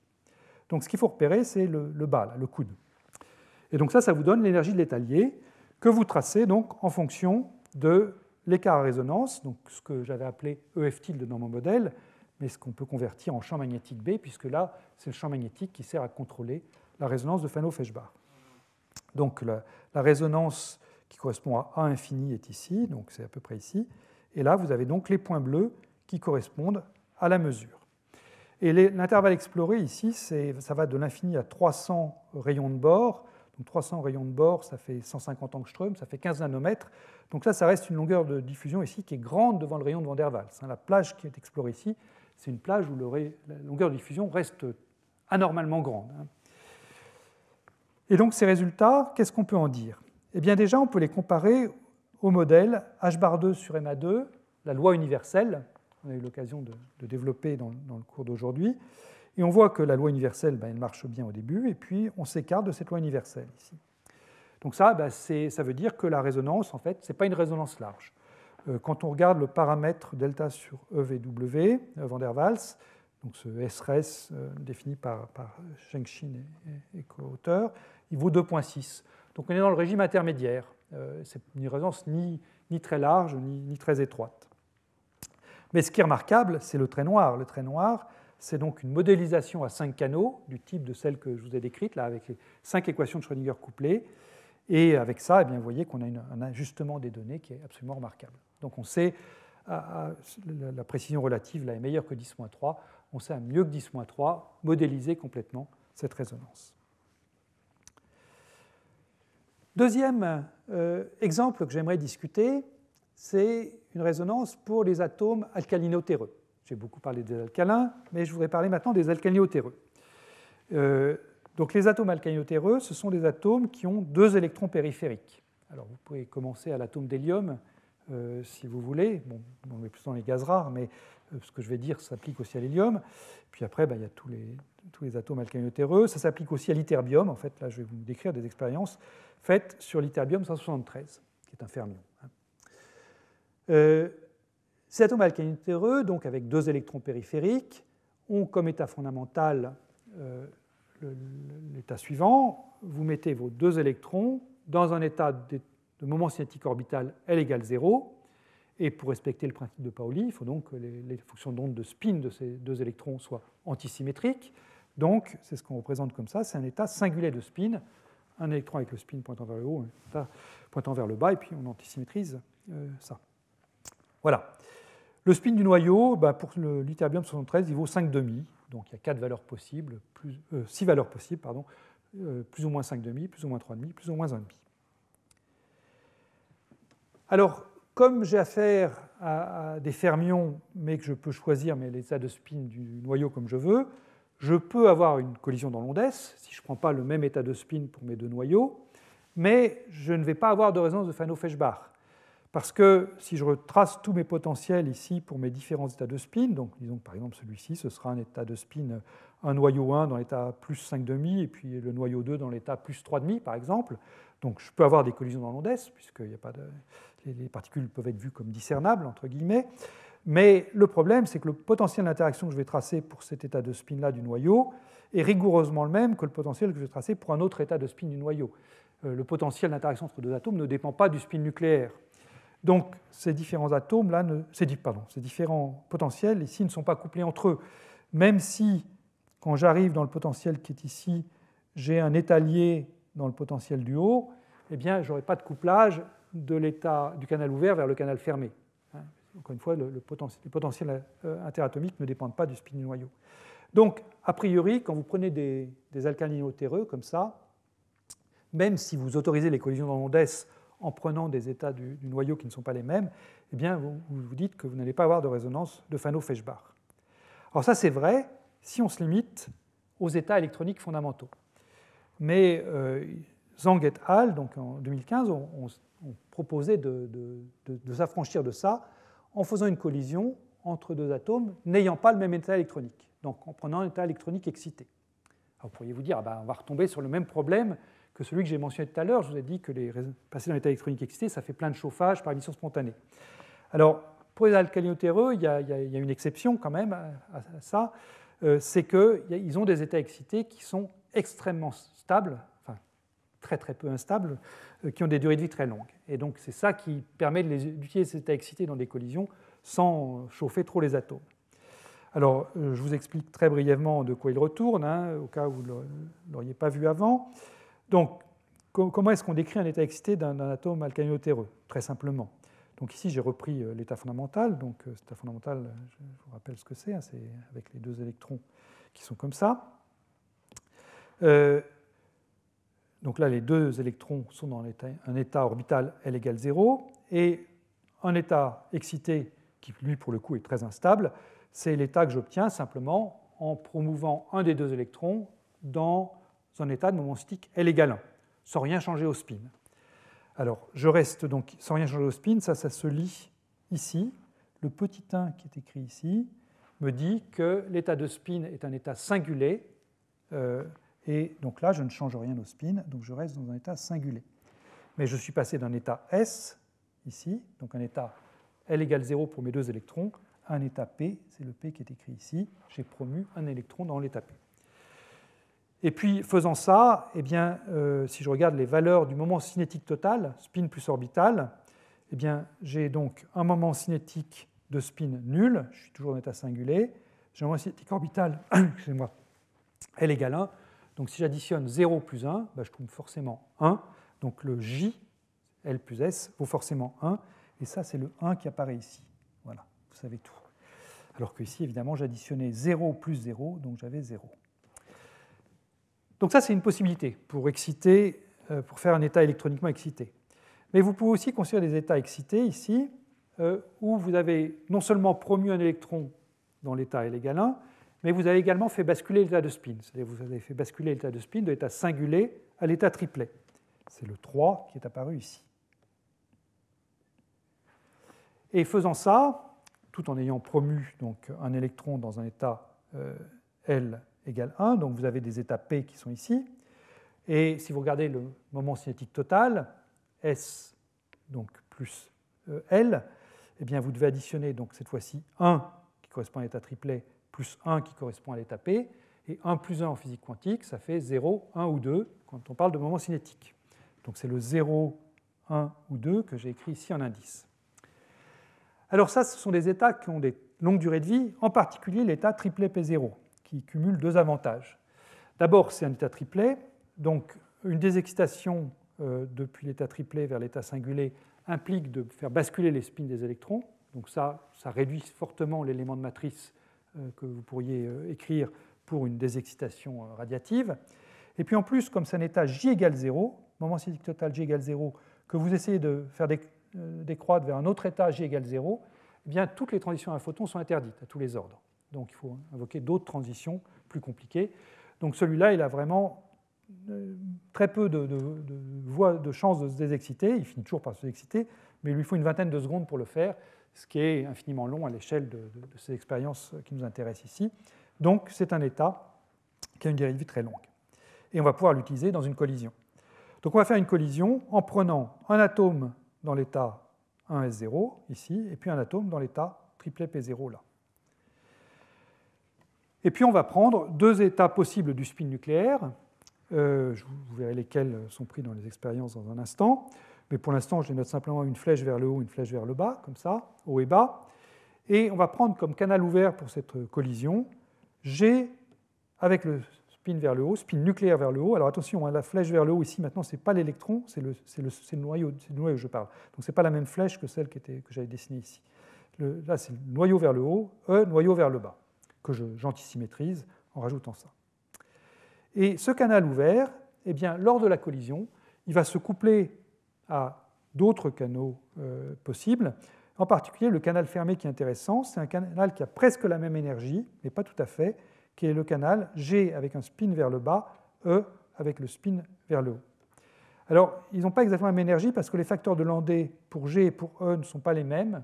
Je ne rentre pas dans les détails, c'est lié à des couplages à l'intérieur de cet état triplet P0 ici, entre les différents états triplet P ici. Donc, ils n'ont pas exactement le facteur de Landé, donc ils ne se comportent pas exactement de la même façon dans un champ magnétique. G spin haut, E spin bas, et G spin bas, E spin haut.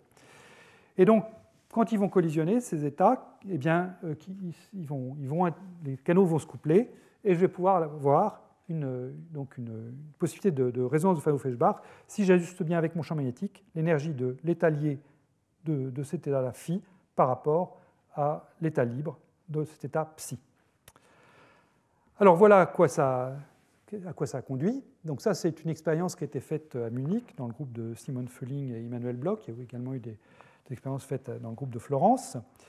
Vous avez ici un résultat qui a consisté à mesurer la longueur de diffusion par un taux de thermalisation. Donc j'ai déjà décrit plusieurs fois cette méthode.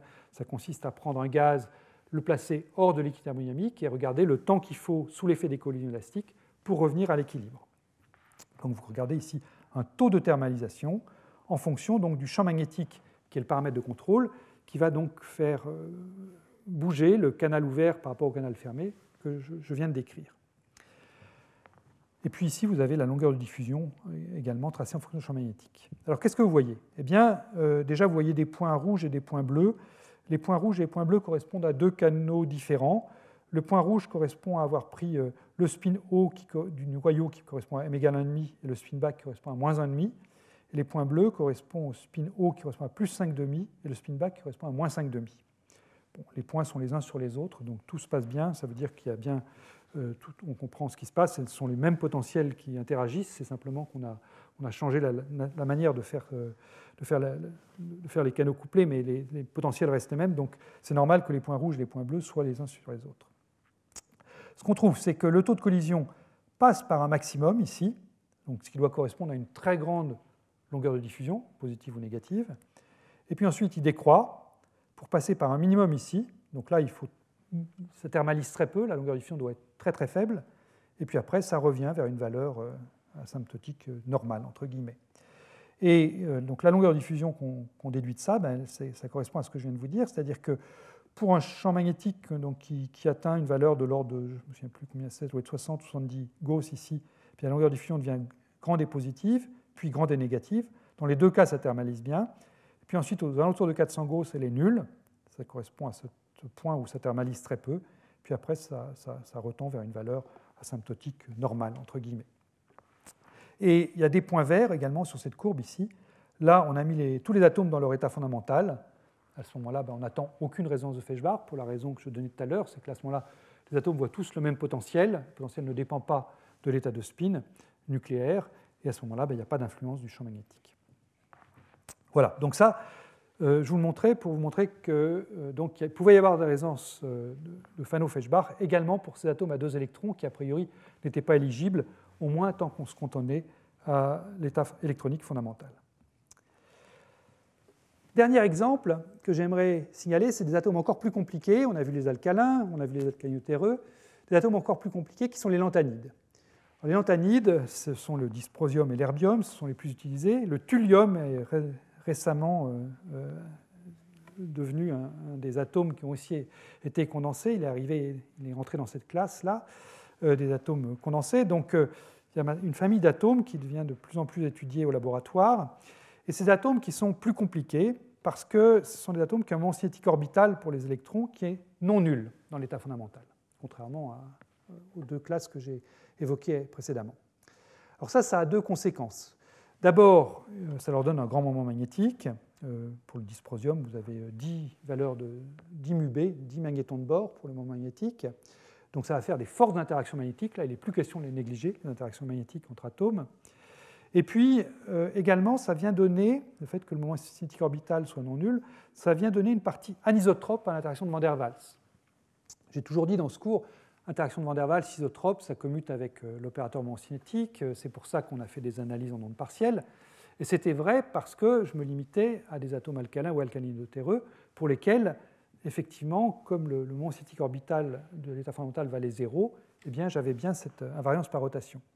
En revanche, pour les lanthanides, eh bien, il y a une partie anisotrope de l'interaction de Van der Waals qui est non négligeable, hein, elle représente 10% de la partie isotrope, et qui joue donc un rôle dans ce qui va suivre.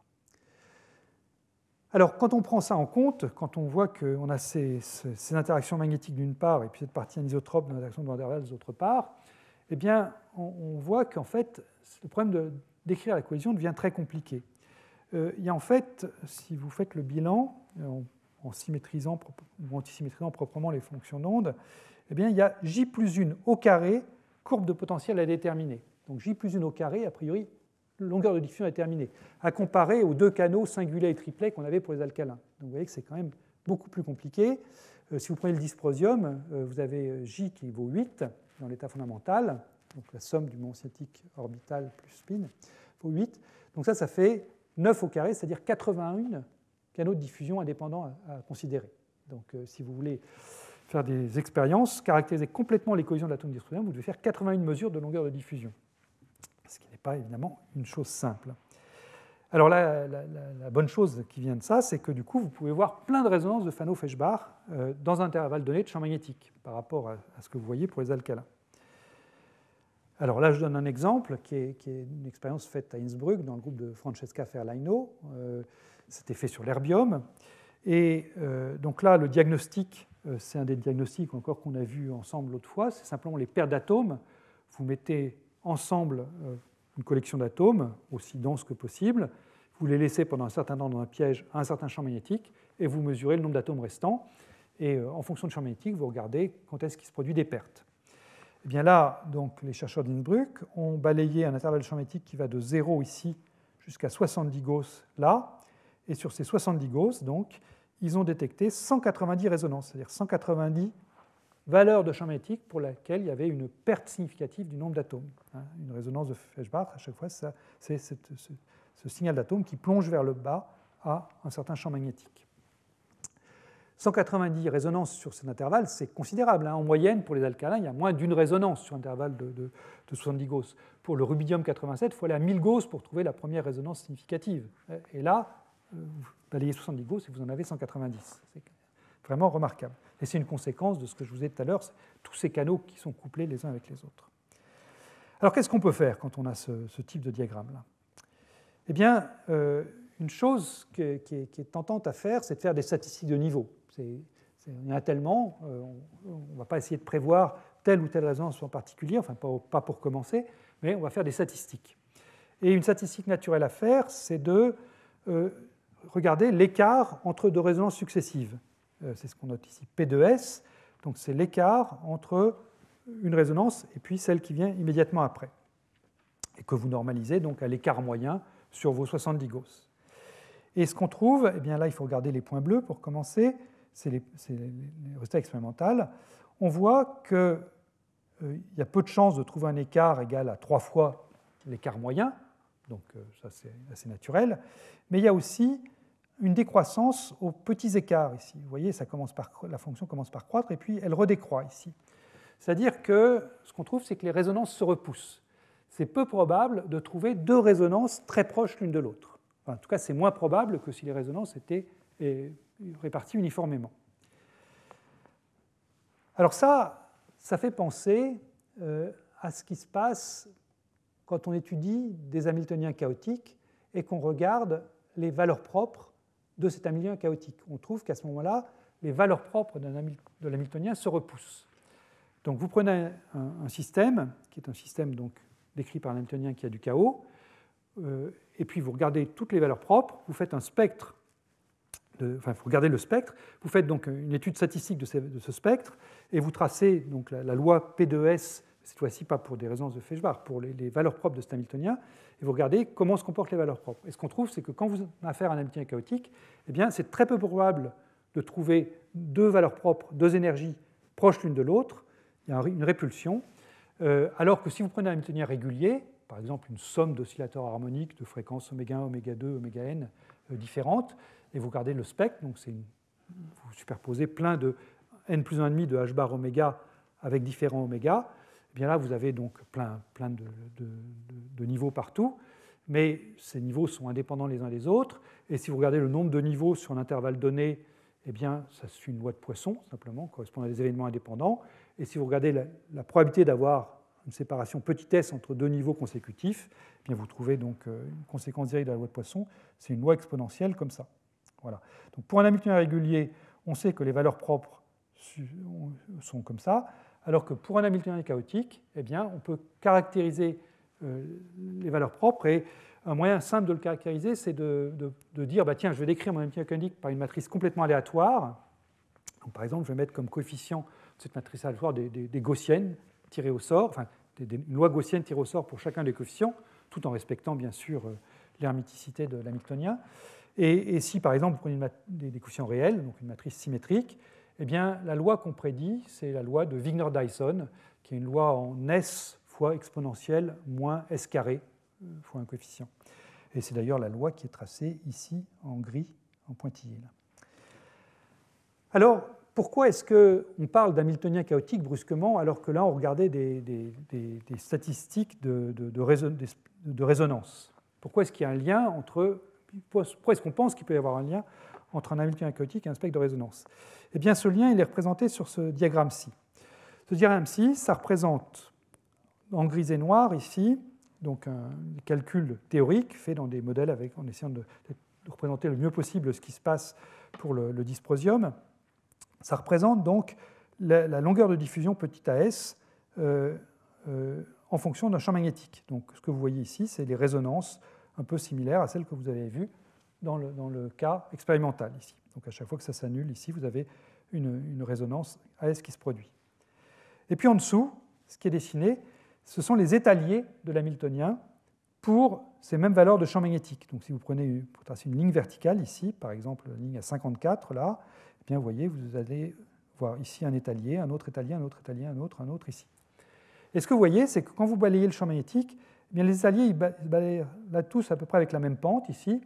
Et puis évidemment, ça c'est le théorème de Levinson qu'on a vu ensemble, à chaque fois qu'un étalier ici disparaît dans le continuum, eh bien, vous avez une résonance qui se produit. C'est une résonance de Fano-Feshbach. On avait vu ensemble qu'à chaque fois qu'il y avait un étalier qui apparaissait ou qui disparaissait, effectivement, l'angle de diffusion devenait plus ou moins l'infini. Et ce qui est intéressant, c'est que cette pente-là est à peu près la même pour tout le monde. Donc, on comprend que regardez le spectre, enfin pas le spectre, regardez la forme de la répartition ici, des résonances ici, ou alors le spectre là, c'est-à-dire se promener sur une ligne horizontale ou se promener sur une ligne verticale, via un simple théorème de Thalès, eh bien c'est à peu près la même chose. Et donc, quand vous regardez ce qui se passe pour la distribution des résonances de diffusion ici, eh bien, ça revient, à peu de choses près, à regarder ce qui se passe pour les valeurs propres de l'hamiltonien, ici, à champ magnétique fixé. Encore une fois, c'est le théorème de Thalès qui vous permet de relier l'un à l'autre. Donc, cette chose-là, que vous voyez expérimentalement, eh bien, c'est pertinent pour répondre à la question, est-ce que l'hamiltonien d'un atome de dysprosium ou d'herbium plongé dans un champ magnétique fixé, ici, est chaotique ou non? Et la réponse, eh bien, c'est moitié-moitié. C'est-à-dire que ce n'est sûrement pas régulier. La preuve, c'est que les valeurs propres se repoussent, alors que si on avait affaire à un hamiltonien régulier, eh bien, on aurait attendu cette courbe-ci, la loi correspondant à une loi de Poisson.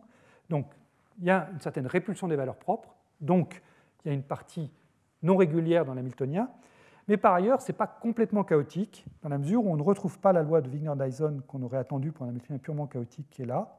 La répulsion est moins forte que pour un hamiltonien complètement chaotique. Alors pour les spécialistes, il y a des moyens d'interpoler entre loi de Poisson et puis loi de Wigner-Dyson, qui est en particulier proposé par Brody. Donc il y a un paramètre de Brody qui permet d'interpoler entre les deux cas limites. Le paramètre de Brody ici vaut à peu près 0,5, sachant que s'il valait 0, ce serait complètement régulier, et s'il valait 1, ce serait complètement chaotique. Et bien là, le paramètre de Brody vaut 0,5, donc on est vraiment entre les deux. Voilà. Et je dirais, au moins la conclusion de 2015 de l'article, c'est que c'est vraiment encore un champ d'étude. C'est-à-dire qu'on n'est pas encore, on ne sait pas s'il y a des moyens de rendre cet hamiltonien complètement chaotique ou pas. Ça mérite encore d'être un peu plus étudié. Voilà, donc je vais m'arrêter là. Une dernière diapositive pour faire un très court bilan de ce qu'on a vu ensemble dans cette série de 6 cours. Ce que j'ai essayé de faire, c'est de vous présenter un panorama de la physique quantique à 2 corps dans cette série de 6 cours, à 2 corps et à très basse température, en privilégiant à chaque fois ce qui se passait donc dans l'onde S. Du fait qu'on était dans l'onde S à basse température, on a vu que la physique qu'on explorait était dominée par le comportement à grande distance, qui, pour nos atomes, était donc un potentiel de Van der Waals. Et ça nous a permis donc de voir ce lien étroit qui existait entre physique et chimie, pour le dire vite. Physique, c'est la collision entre atomes, collision élastique. Comment est-ce que l'atome s'approche puis s'éloigne l'un de l'autre. La chimie, c'est comment est-ce qu'ils forment des étaliers pour former des dimères. Et bien, on a vu comment l'interaction de Van der Waals pour le problème à 2 corps conduisait à cette universalité qui permettait de mettre tous les atomes connus, simples, sur ce diagramme universel. Et puis, ce qu'on a vu dans les 2 derniers cours, c'est qu'on pouvait, au-delà de simplement prendre ce que la nature nous fournissait comme paramètre de collision, on pouvait également manipuler les interactions grâce aux résonances de Fano-Feshbach, manipuler les interactions à 2 corps. Alors, je me suis limité, comme je le dis dans ce cours, au problème à 2 corps, et il y a des prolongements naturels à tout ce que j'ai dit qui sont de 2 natures. D'une part, on peut aller regarder ce qui se passe à 3 ou 4 corps, maintenant qu'on dispose de ces résonances de diffusion, et c'est tout ce qui est lié au problème d'Efimov. Et puis on peut par ailleurs regarder comment est-ce que ces résultats sur le problème à 2 corps, cette universalité à 2 corps, se transposent sur le problème à beaucoup de corps, à n corps, et ça c'est toute la théorie du contact. Donc c'est 2 domaines qui sont tous les 2 très intéressants à explorer, et c'est pour ça que j'ai mis 3 petits points de suspension, parce que ça annonce plus ou moins le programme du cours de l'an prochain. Voilà, je vous remercie.